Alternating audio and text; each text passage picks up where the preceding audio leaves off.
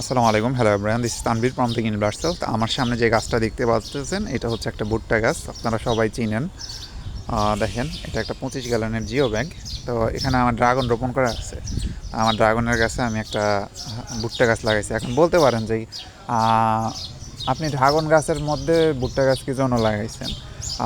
এটা তো কোনো হইলো না, ড্রাগন গাছের সাথে ভুট্টা গাছ। আসলে এটা যেন তেন ভুট্টা গাছ না, এটা খুব স্পেশাল একটা ভুট্টা গাছ, এই জন্য এটা রোপণ করা। ওই যে দেখেন ওইখানে আমার এটা হচ্ছে চাইনিজ কমলা, রামরঙন বলা হয়। এইখানে একটা রোপণ করা আছে। তো মূল বিষয়টা বলি, এই ভুট্টাটার বৈশিষ্ট্য কী? এই ভুট্টাটার বৈশিষ্ট্য হচ্ছে যে এই ভুট্টাটা খেতে খুব মিষ্টি। এটা জাপানি একটা ভুট্টা, ভেতরে সাদা, বাইরেও সাদা, এবং খুবই মিষ্টি। মিষ্টি বলতে খুবই মিষ্টি, কাঁচা খাওয়া যায়। এরা আমি গ্রিন স্টেশন অ্যাগ্রোর মাসুদ রানা ভাইয়ের থেকে সংগ্রহ করছি। তো যদি দেখেন, এই যে দেখেন আমার কিন্তু ভুট্টা মাশাল্লাহ এই যে বের হইতেছে, ঠিক আছে?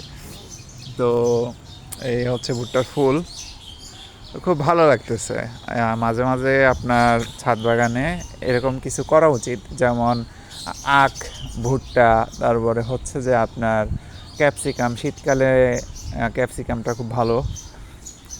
আর এমনিতে আরও কিছু করা যায়। আর কিছু ফুল গাছ রাখবেন অবশ্যই। আমার তো অবশ্য অনেক ফুল গাছ এখানে দেখেন, আমার বাগান বিলাস কয়েকটা, এখানে ওইদিকে বেশি। আমার গোলাপ আছে প্রচুর। ওই যে আমার এই দিকে দেখেন, যদি দেখাতে পারি, এখানে কয়েকটা চারা আছে, একটা মোনালিসা রেডের।